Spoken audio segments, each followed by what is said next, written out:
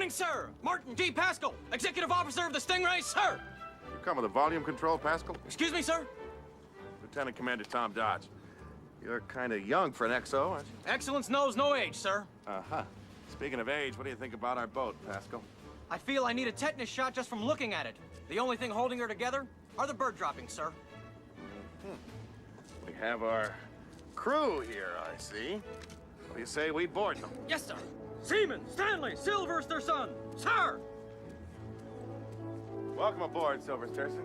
Sylvesterson, sir, but my friends call me Spots. Spots.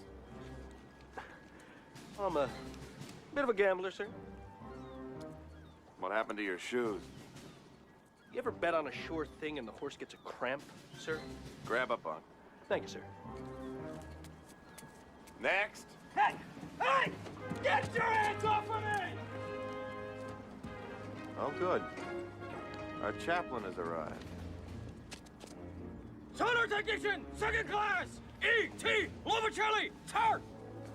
Goes under the name Sonar. Welcome aboard, Sonar.